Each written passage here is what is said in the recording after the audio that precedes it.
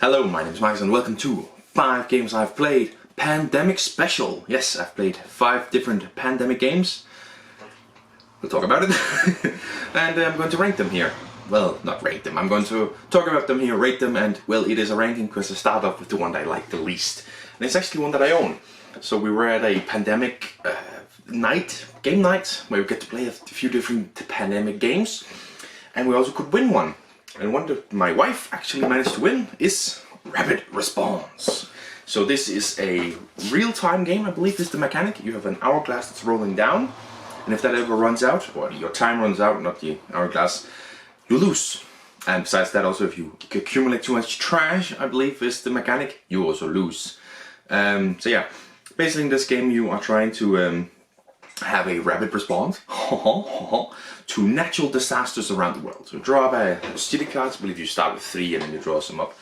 And they each have something, some symbols on there. It's red, white, blue, green and yellow, which stands for, I don't know the exact order, but there's like water and food, medicine, electricity. I can't remember the last one. But it's basically that you are providing aid that you would normally see in a natural disaster to these areas around the world. And you move around in a plane, you can see it right there, plane, around the board to get to these places to deliver these goods. And you're trying to create these goods on the way. And you do that by rolling dice. And roll the dice, and one symbol is a plane symbol that moves the plane around. And the other symbols are the symbols for the different colors and the different things that you need. So you're trying to get to the correct rooms and create these items to be sent to the different cities. And yeah, you use dice to move, you use dice to create these, and you use dice to get rid of trash, because obviously if you accumulate too much of that, you accumulate some trash every time you create items, right? Depending on how many dice are in and stuff. It's all about the dice. And I didn't like this very much. You start off with 2 purple tokens, which are 2 minutes each, because the hourglass is 2 minutes. So you flip the hourglass every time you get rid of a token. When you complete a city, you get a new token, or you get a new city out as well. So of course, the difficulty depends on how many cities you have out. I believe it's 5, 6, 7, maybe 8 for a 4th tier. And other than that, it's basically just completing that within the time. I didn't like it very much, because it's very, very frustrating to roll the dice and be like, okay, now I can, okay, I have some yellow, let me go for the yellow one and do some more, and then a roll. You can roll 3 times in total. You start off and then you have 2 re-rolls. And you roll again, it's no yellows. Roll again, no yellows. Okay, so I put these yellows in. I move to this one and hope that I get some stuff in this one that I can do something about. And then roll, and it's like, oh, now I have the yellows. Okay, go fuck yourself. And you obviously leave the dice and have less dice. It's all about what the dice roll. And it's not good. It's not very fun. Because there is not really any mitigation to it. There is one character that is allowed to re-roll 4 times. So way higher likelihood of that happening. But again, my wife was that one, I was another one that was very good. And she just rolled that one and said, no, oh, there's one. No, there's one more. So we got 2 dice we can use. Or something. And it's just so terrible. No matter how many re-rolls, you need some other kind of way to mitigate the dice. And there just isn't that in this game. And that's just terrible. And then you of course have the stress of this hourglass going down, and all of a sudden I just sit there and like, oh, 1 purple out, flip it over. We've got 4 minutes left. In the end, because we were on easy difficulty, I think that's why we managed to win. If it had been a little bit higher, we would not have won. Maybe with 2 maybe with an extra person or something. It's very difficult in Pandemic to know whether this is a game that is for 2 players or if it's a game that's for 4 players. This game I think is for 4 players, because the more players you have, more powers you have, the more dice you have, the more you can do. So yeah, so that is definitely and now up to this one, as you can play more people, although it does lower how much effect you have, because it's the same amount of time. It's still just 6 minutes to start, and then you go around and you just hope that it's more minutes and more time. But it's definitely one where you need to be more players to complete it properly. I'm going to give it a 4 out of 10, fairly high. So basically because of the dice stuff, I'm going to knock it down from 5 to 4 to be a little bit worse. But I'm fairly neutral on pandemic games. So yeah. Next up, regular ass Pandemic. Yeah. So this is now that I'm going to mention the one thing that I hate about most pandemic games. When you run out of the cards from your draw deck, you lose. I hate that. I hate that. I hate that. I hate that. Because it's difficult not already. Most games we play, it's like, oh shit, we need to worry about the red one, and then get to the red one, and we're like struggling around and we're fighting, and then also, oh, we run out of cards. There's enough difficulty in it already that shit doesn't need to be there. I've lost multiple games of Pandemic on that. Won 2 games of Pandemic out of the 5 games here. The other ones I've lost because of that. Because you sit there and like, okay, we just need 3 more turns, we have 1. And you know you're lost, you can't do anything. It's very, very, very, very frustrating. Especially because in the recent one, it was like literally, I have now got all the blue cards, I just needed 1 more turn, but I can't get it, I can't do more, I can't do anything about it. It's over. Because now I have to draw, and it's over. And same in the first one, it's like, oh, now it's over. Why can't we reshuffle the cards? Why is that a rule? Is it because then it would be too easy? I don't think it would be. Because you still have to struggle about the disease spreading and all of this stuff. That's fine. Just reshuffle the epidemics. I don't know what those bad cards back into it, so you can draw those again. And you're like, oh shit, it's so terrible that you lose because of that. There should be a reshuffling rule, because then Pandemic would be way better if you ask me. Because of that, I hate it. Because it's already a struggle. Struggle against the disease. Struggle against the amount of cards that's coming in. Oh, it's difficult, this is... But we could maybe win it. I don't feel like I can win any game where the cards run. I'm pointing over here because usually it's over here for me. That's mine. So yeah, that is really keeping Pandemic back. Other than that, I actually like Pandemic. It opens a conversation. Sometimes I think I'm a little bit of an alpha gamer, like if you do this and this, and I just agree.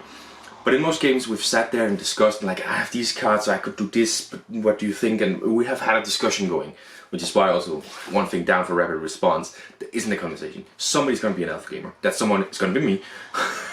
Might as well be right. If I play this game with my wife, I'm going to tell her what to do. Because it's time. But in other Pandemics, we have a conversation. I mentioned my plan, then you mentioned your plan. Oh, that's a good idea to do that, yes. And we move around, we have a conversation. And we agree on someone. And now we play sometimes with someone who, like, okay, so we agree, yes, okay, so what is it that you need me to do? Like, we have agreed, they just need to be reminded what it is, what their part of the plan was. I don't feel like that's alpha gaming. Let me know if you disagree. But that I like about the Pandemics general. And then just the mechanics is nice. They're simple, they make sense, and I just really like that. But that card stuff is just dragging it down. I'm gonna give regular Pandemic a 5 out of 10. I'm not gonna go into how it plays, because I don't play this thing. And giving regular Pandemic a 5 out of 10. Because that, it could be an 8, might even be a 9, if it wasn't for those cards. But because you run out of cards and lose, it's down on a 5. I can't give it more than that. I just can't, because that is always gonna stick with me. Next up is the one that I was gonna talk about, because I've played 2 of the Hot Zone games. Yeah, Hot Zone. North America and Europe. They're basically the same game, except they're on the maps. The reason I put them here is because they're shorter than regular Pandemic, so you lose quicker. Because again, we lose because we run out of cards. I can't grasp around how to do that. It's so annoying. Because again, we are struggling. At some point we're like, oh shoot, we need to handle the blue disease because we're... So we handle that one, and then, oh, the red one now. It's still a struggle, and we have to focus on different things, extending the game, but then we lose on that one. If we didn't focus on those ones, we would lose because of that. And then we lose because of that. There wasn't a way to win. But again, these are just faster, they're still just a 5 out of 10. They contain the same mechanics on a smaller board. A little bit like the city games from Ticket to Ride. I don't even actually think they're in focus on the camera right here. But my Ticket to Ride's over there. And now what I'm wondering is actually it's quite dark. Anyways, so it's just a 5 out of 10. But the last one, the one that jumps the gun here. In this one, you reshuffle the cards when you run out. You reshuffle them, you continue to fight. It's still a struggle. We still almost ran out of not the cubes, but the figures, that's a little bit of a hint, that were moving out on different areas. Almost ran out of them, but we managed to do it. And we had to move around, discuss constantly how do we want to move around to defeat the villain in the end. It is Star Wars: The Clone Wars, a Pandemic game. Pandemic system, I think. This was brilliant. You move around on the Star Wars board, you get the clone troopers mostly and stuff. And the power abilities that make sense. It was really brilliant. But what really just brings it above is the fact that you reshuffle the cards. It's Pandemic with a theme that's very well integrated, and it's a theme that I love, obviously Star Wars. And then you reshuffle the cards. If we didn't do that, we've lost much sooner. But because you can reshuffle, you play for very much a longer time. But you win, but you do struggle because, oh, we need that one. Oh, we need to be careful because the blockades are all out. We need to handle that somehow. And it was a struggle and we needed to focus our areas. But we could do that because we just reshuffled the cards. It's such an immense boost to it. That is so huge. Like, we were close to still losing. It was still a struggle. We ended up winning on easy difficulty, but it was still sort of a struggle. I would happily go to medium, but I don't think I would jump much higher than that to focus on that. And that could end up we lose in a different way. But I would accept that. I really like this game. It's an 8 out of 10 for me. Really, really like that game. So good. So well integrated. Well thematically integrated. And the fact that you reshuffle just extends the game, sure. But it just makes the game so much better. We didn't struggle. We didn't feel like losing. Well, yes, we did. We still struggled. We still felt like we could lose at any time, and we had to focus on energy on someone. We discussed around the table, what can we do? What cards do we have? What is your ability? How can we use that for the most? And we ended up winning, luckily, but we could reshuffle the cards, we could extend it, and it's still a struggle. It's still a conversation game. It's still the same game, except now you actually feel like you can win. So brilliant. Why? How has Pandemic risen so high when with that one mechanic just ruins it for me? So 8 out of 10 Star Wars The Clone Wars. Well, probably the best Pandemic game out there. I haven't played all of them, of course, but I would struggle to see anyone that's different because most Pandemic games, as far as I can read, has that rule of the cards. So if a Pandemic game doesn't have that rule of the cards, I'll play it. Other than that, fuck off. So yeah, I don't have the average score because I don't have my computer at me. I usually have that one to do it. But what I will say is I've got quite a few Ticket Ride games now. I've got about to 22. I'm only missing out 3 currently available games and then a few on the side, and that's what's coming soon. Man, I can't believe I'm closing in on being done with Ticket Ride. Anyways, that's the 5 games I've played. Pandemic Special. Thank you very much for watching. I think it was part 17, as far as I remember. Again, I don't have my computer, so I don't know anything. Until next time. Bye!